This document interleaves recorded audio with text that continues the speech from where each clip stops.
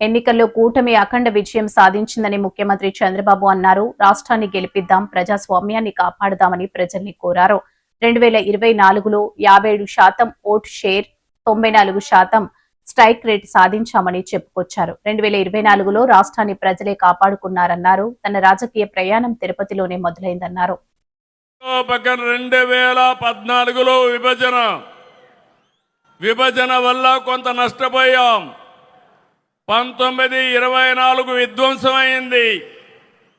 దీనివల్ల అన్ని రంగాల్లో సంక్షోభం, వ్యవస్థలు నిర్వీర్యం. 2019లో ప్రజావేదిక కూల్చివేతతో మొదలైన విధ్వంస పాలన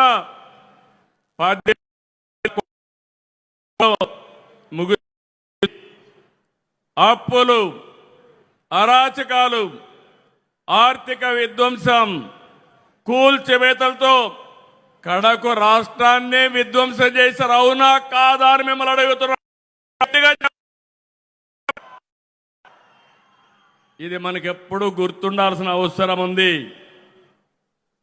కేంద్రం 12 సంవత్సరాల్లో బ్రహ్మాండంగా అభివృద్ధి చేశారు. నరేంద్ర మోడీ గారు అభివృద్ధి, సంక్షేమం, సుపరిపాలన మనకు అందిస్తే ఈ 5 సంవత్సరాలు దాన్ని అందిపుచ్చుకోకుండా కడాన మీరు చూస్తే కేంద్ర పథకాలను పక్కన పడేశారు. సాగునీటి ప్రాజెక్టులను పాడుపెట్టారు. ఎంత దారుణం అంటే ఇన్వెస్టర్స్ని వేధించి వెంటాడి తరిమేశారు. యువత భవిష్యత్తు పైన దెబ్బకొట్టారు. ఆ రోజు కేంద్రం ఇంటింటికి ట్యాప్ వాటర్ ఇవ్వాలని 27,000 కోట్ల రూపాయలు ప్రాజెక్టు శాంక్షన్ చేస్తే 40% గ్రాంట్ ఇస్తే దాన్ని కూడా ఉపయోగించుకోలేదు. దీంతో కేంద్రం అన్ని పథకాలు నిలిపేసింది. అలాంటి చీకటి పాలన నుంచి మీ అందరినీ చూశాం. 3 పార్టీలు పోరాడాం, విడివిడిగా పోరాడాం. ఆ రోజు పోరాడితే మన వాళ్ళందరిపైన ఎక్కడికక్కడ కేసులు పెట్టారు. కొంతమందిని అందరినీ జైల్లో పెట్టారు. ఈ మీటింగ్లో నేను చూస్తున్నాను, ఎంతో మంది బాధితులు ఉన్నారు. అరాచకాలు జరిగాయి. ఆ చీకటి పాలనను తీల్చుకొని ఈరోజు మనందరం కూడా ప్రజాపాలన వచ్చింది.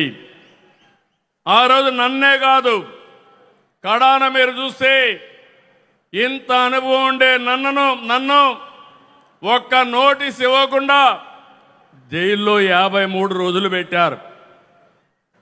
అదే మరి పవన్ కళ్యాణ్ గారిని అడుగడుగునా హెరాస్ చేశారు. అవునా కాదా గుర్తు తెచ్చుకోమని మరొకసారి విజ్ఞప్తి చేస్తున్నా.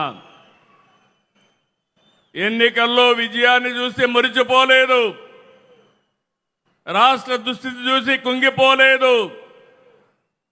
నేను 4వ ముఖ్యమంత్రి. హైదరాబాద్ని అభివృద్ధి చేయడంలో, తెలుగు జాతిని ప్రపంచ పటంలో పెట్టడంలో ఆ రోజు పనిచేశాను. 4వ ముఖ్యమంత్రి అయితే ఎంత లోతుకెళ్తే ఎక్కడ చూసినా ఆఘాతాలే, ఎక్కడా నిధులు లేవు, డిపార్ట్మెంట్స్ అన్ని విధ్వంసం అయిపోయినాయి, అధికార యంత్రాంగం నిర్వీర్యమైపోయింది. ఆ రోజు నేను ఒక నిర్ణయం చేసి 7 వైట్ పేపర్ల మీ ముందర పెట్టాను, అన్ని విషయాలు పెట్టాను.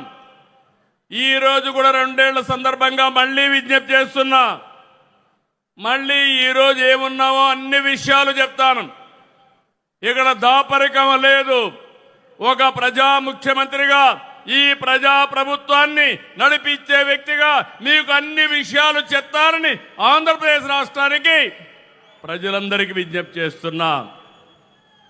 మీరు ఆ రోజు తీసుకున్న విజ్ఞత, ఆ విజ్ఞతే డబుల్ ఇంజన్ సర్కార్, ఎన్డీఏ ప్రభుత్వానికి ఓటేసి రాష్ట్రాన్ని గెలిపించిన రాష్ట్ర ప్రజలకి మరొక్కసారి శిరస్సు వంచి మనస్సాక్షిగా నమస్కారాలు తెలియజేస్తున్నా. ఈ రాష్ట్రాన్ని మీరు కాపాడారు. దేశం దూసుకెళ్తా ఉంది. ఆంధ్రప్రదేశ్ రాష్ట్రం విధ్వంసానికి గురైంది. విజ్ఞత చూపించారు. రాజకీయ పార్టీలు సమైక్యంగా పనిచేశారు. ఆ ఫలితమే ఈరోజు ఈ రాష్ట్రాన్ని రక్షించుకోగలిగాం. మళ్ళీ వెంటిలేటర్ పైన ఉన్న రాష్ట్రానికి కేంద్రం ఆక్సిజన్ ఇచ్చి బతికిచ్చిందని చెప్పి కూడా నేను మీకు తెలియజేస్తున్నా.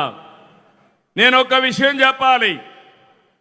రాత్రికి రాత్రి అన్ని చేసేశాం, అన్ని సాధించేశాం అని నేను ఎప్పుడూ చెప్పడం లేదు.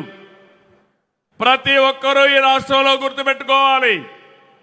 నేను గర్వంగా చెప్తాను, ఆ రోజు ఈరోజు ప్రజలందరూ కూడా శాంతియుతంగా ఉండగలుగుతున్నారంటే, లా అండ్ ఆర్డర్ ఉందంటే, మీ ఆస్తులకు రక్షణ ఉందంటే అది ఎన్డీఏతోనే సాధ్యమైందని మరొక్కసారి మీకు విజ్ఞప్తి చేస్తున్నా. ఈరోజు మీరు చూస్తే విధ్వంసన వ్యవస్థల్ని ఎక్కడికక్కడ మళ్ళీ ఘాట్లో పెట్టే పని చేస్తున్నాం. దీనికి కేంద్రం సహకరించింది. Polavaram, Amaravati, Visakhapatnam steel plant, railway జోన్తో సహా అనేక విషయాల్లో కేంద్రం అండగా నిలబడింది. ఇంకో పక్క ఎన్డీఏ పాలనలో ఇటు రాష్ట్రంలో అటు దేశంలో అనేక కార్యక్రమాలు జరుగుతున్నాయి. మీరు ఒక విషయం గుర్తుపెట్టుకోవాలి. నిన్నే నేను చెప్పాను, 21st century belongs to Narendra Modiji.